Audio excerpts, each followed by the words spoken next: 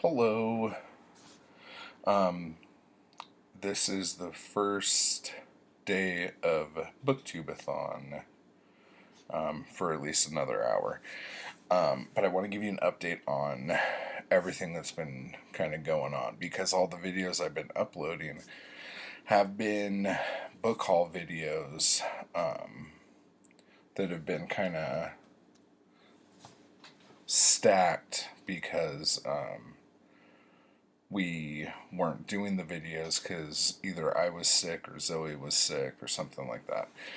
So I put the last recorded book haul video up just a few minutes ago. And as you know, we have said that we are on groundation from buying books. And every day, Zoe tells me she bought another book. And to be fair, I have a lot of books coming in the mail, and every day, like, she'll get one and I'll get like three, and she gets all bummed out about it. So anyway, so that happened. But this weekend, I also did the 24 and 48. And I only got to 14 hours, but I did get a lot done. I finished the 10-Cent War. Ooh, that's what that looks like, huh?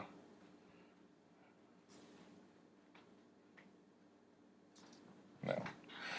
Okay, the 10-Cent War. And it's... Oh, that's a good way to do it. You can just kind of turn it.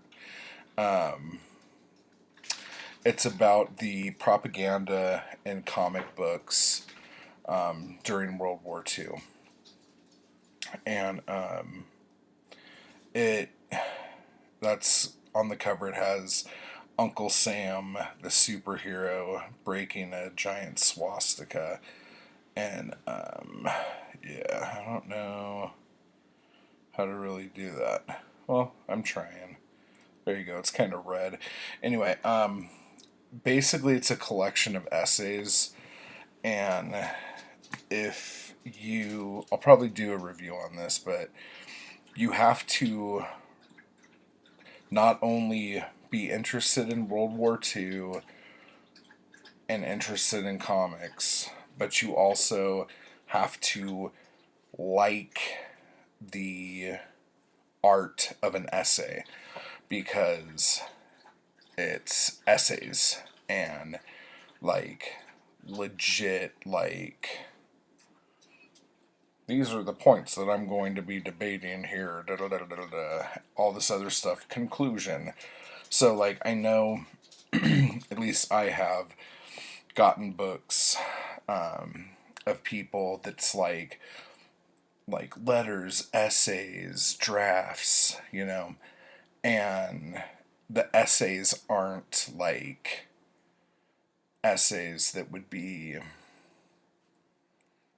like a university paper, and this one is definitely that. It is kind of repetitive, but I did enjoy it. Oh, and then I finished Mickey Spillane's Survival Zero. This is my least favorite Mike Hammer book that I've read so far. Yeah, like, I'll do something for this too, but basically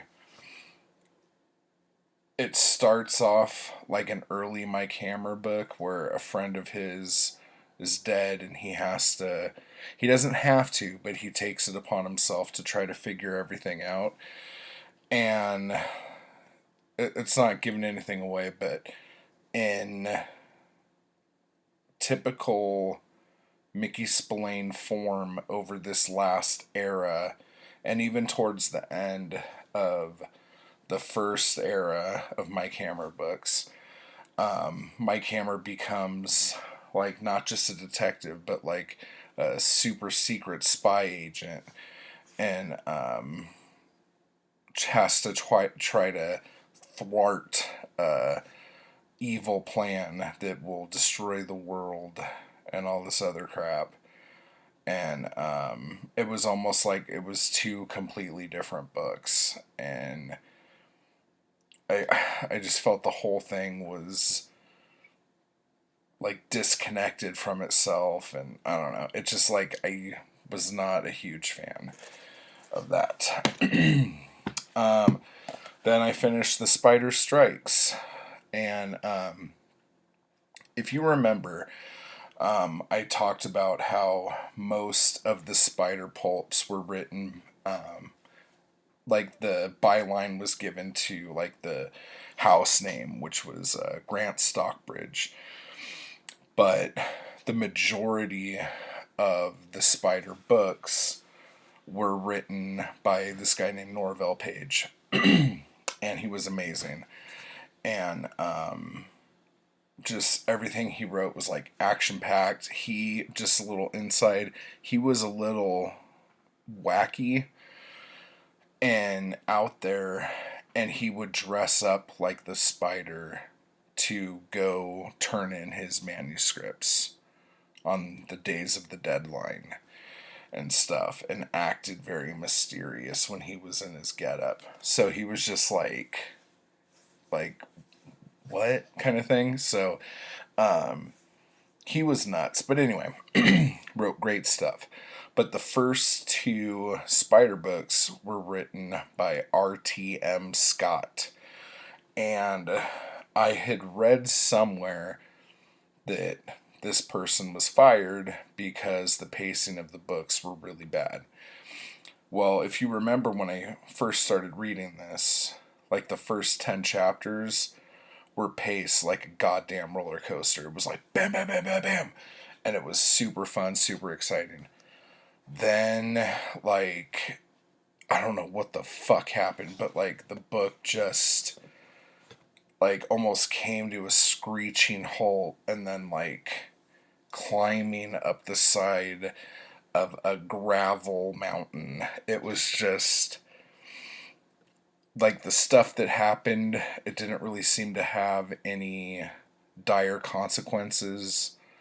So, like, the way the cliffhangers at the end of the chapters would be, they weren't cliffhangers, like, they would be solved before the end of the chapter. So, there wasn't really like that big force pushing you into the next chapter. And that's something that Norvell Page kills. He's like, I'm going to make you read this next chapter, or I'm going to come to your house and blow your face off, or something like that.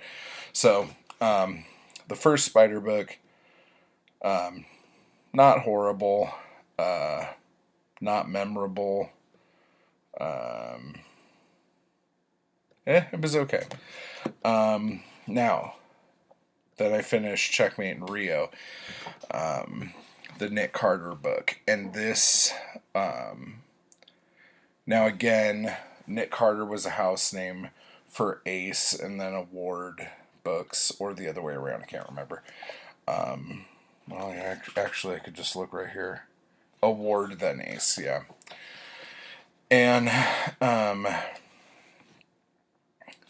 that awesome dreamboat spy right there. Okay. So it was a house name, and different people wrote the books.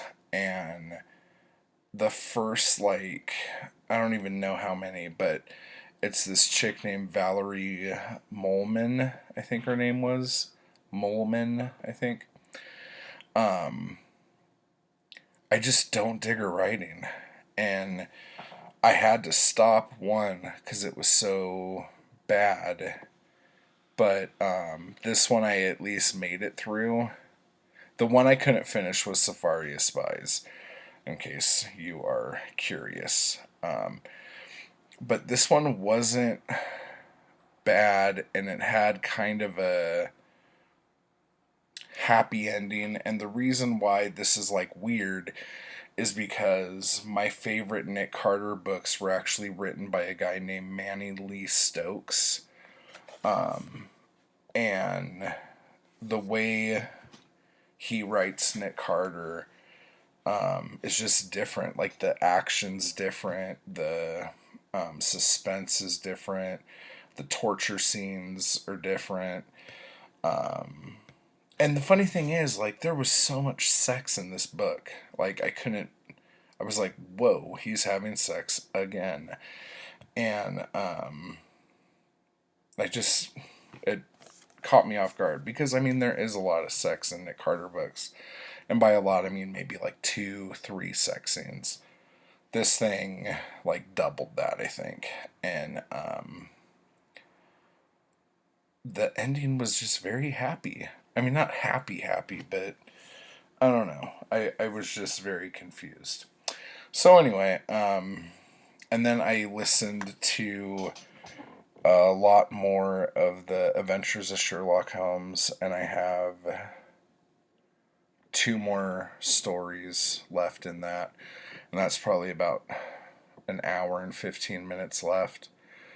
And then I listened to Fear and Loathing in Las Vegas again. So that is the 3rd time I have either read or listened to that book this month. I don't know what's going on. It's so easy for me. But anyway, so Booktubeathon started today. And last night after midnight hit, I started this book, which is a new book, and when I do my next book haul, you'll find out all about it. But Edgar Rice Burroughs, At the Earth's Core, and this is a lovely Frank Frazetta painting. And if you see on the back, you could see, like, that's like a close-up of a little part in this right here. And there's so much fucking detail. It's ridiculous. But anyway, I got, I don't know how many pages in, 43 pages in on this, and I really like it. And again, this was written in like 1913 or something like that. Copyright 1914, so it was probably written around there or not. But the thing is that they go to this different place. They're in this is from the, I'm going to mess up the name of it. No. God damn it. Pella something. This is horrible. Anyway, I can't remember the name of it. But it's a series about this world that is inside of the Earth. And I really thought I was going to have a hard time getting into it. Getting into it was easy.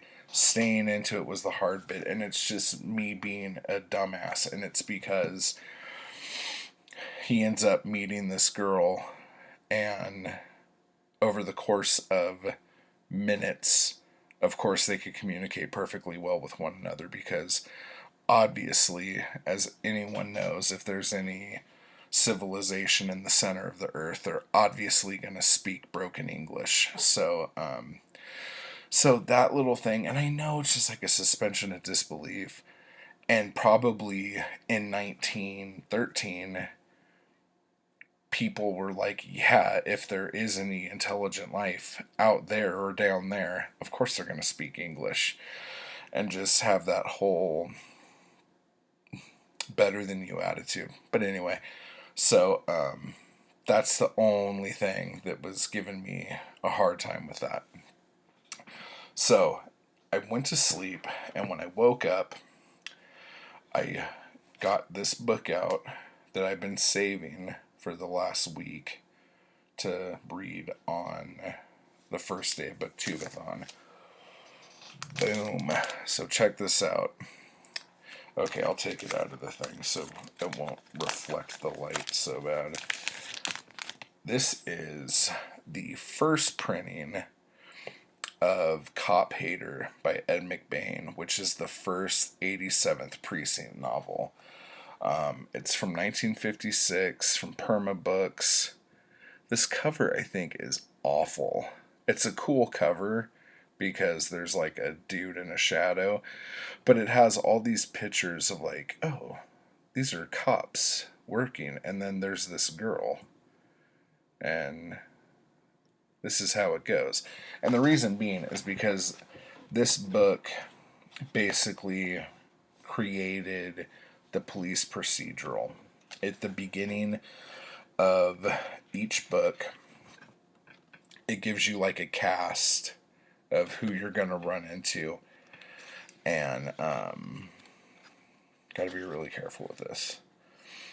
And then, oh, wait, nope, not there yet. Jeez, how many pages before it starts? And then it has this thing right here, and it says, I'm going to have to bring it back so I can see it. The city in these pages is imaginary. The people and the places are all fictitious.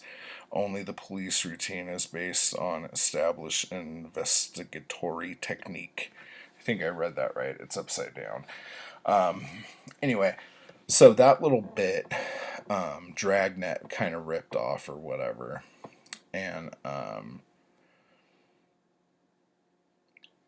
like, the 87th Precinct, the reason why there's a cast list in the beginning is because there's a bunch of different detectives.